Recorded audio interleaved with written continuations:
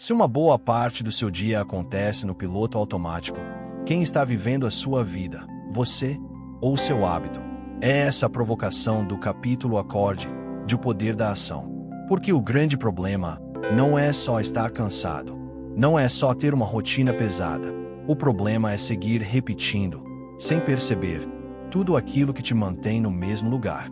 Você acorda, cumpre tarefas, responde mensagens, resolve urgências, e no fim do dia sente que viveu muito, mas avançou pouco. Parece movimento, mas, muitas vezes, é só repetição. E o mais perigoso é que o automático é confortável.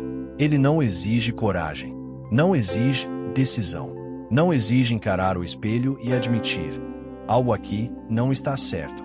Estudos sobre hábito mostram que uma grande parte do que fazemos diariamente acontece quase sem pensar. Isso significa que muita gente não está conduzindo a própria vida. Está apenas sendo conduzida por rotinas, impulsos e desculpas. E quando você vive assim por tempo demais, começa a chamar estagnação de normalidade. Só que procrastinar não é neutro. Adiar não é um ato sem consequência. Parece inofensivo na hora, porque traz alívio imediato. Você pensa, depois eu faço. Amanhã eu vejo. Quando estiver mais preparado, eu começo. Mas a conta chega. E ela chega em várias áreas. Pesquisas com milhares de pessoas mostram que quanto maior a procrastinação, piores tendem a ser os sinais depois. Mais estresse, mais ansiedade, mais tristeza, pior sono, mais isolamento, mais inatividade e até dificuldade financeira.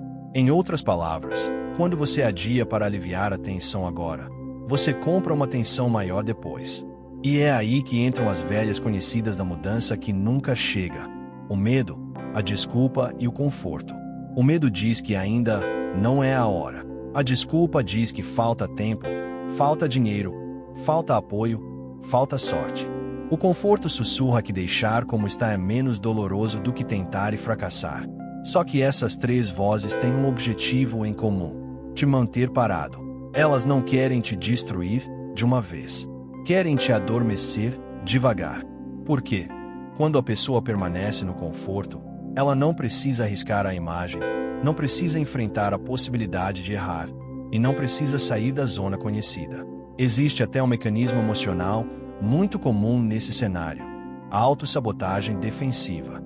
É quando a pessoa cria obstáculos, inventa justificativas ou enrola a própria ação para proteger a própria imagem caso algo dê errado. Em vez de dizer "eu não consegui porque ainda não agi", ela prefere dizer "não consegui porque não tinha condições".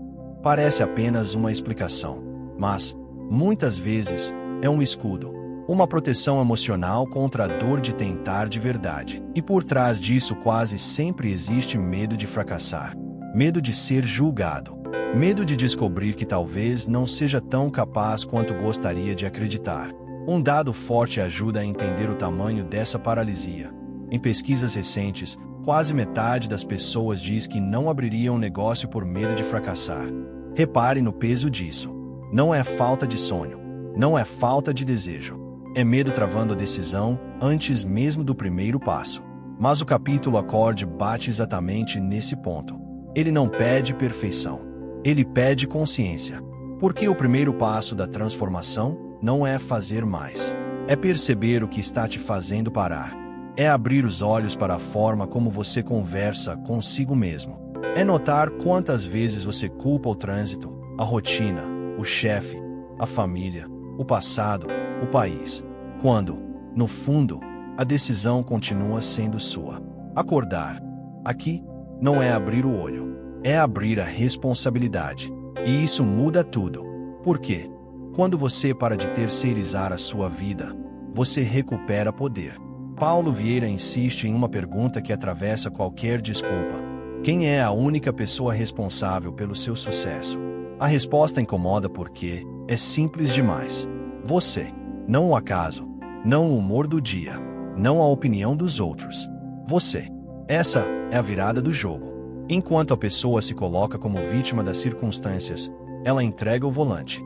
Mas, quando assume que suas escolhas influenciam seus resultados, ela volta para a direção. E isso não é peso. É liberdade. É libertador perceber que, mesmo não controlando tudo, você controla a próxima decisão.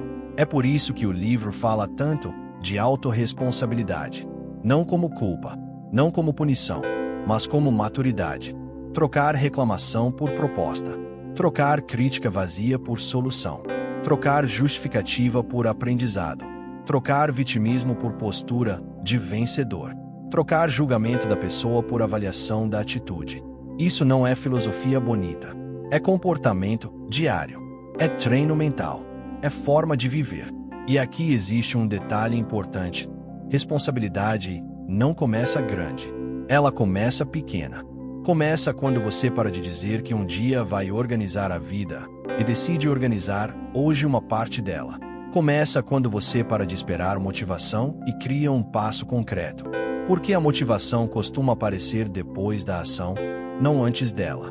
Uma ferramenta simples ajuda muito nisso. Se então, se eu chegar em casa, então vou separar 10 minutos para começar. Se eu sentir vontade de desistir, então vou fazer só mais 2 minutos. Se eu abrir a rede social antes da tarefa, então volto imediatamente para o que importa. Parece simples. E é mesmo. Mas é justamente a simplicidade que tira a decisão do campo da fantasia e coloca no campo do procedimento. Você para de depender do humor. Você passa a depender de um plano. E é assim que a mudança ganha forma. Decisão agora. Ação hoje. Repetição amanhã. Porque mudança não é um evento mágico. É uma sequência. Primeiro você enxerga. Depois você assume. Depois você age. E só então a vida começa a responder de forma diferente. O que antes era só intenção vira movimento. O que antes era promessa vira evidência. O que antes era medo vira aprendizado. O que antes era desculpa vira experiência. Talvez você esteja esperando um sinal para começar.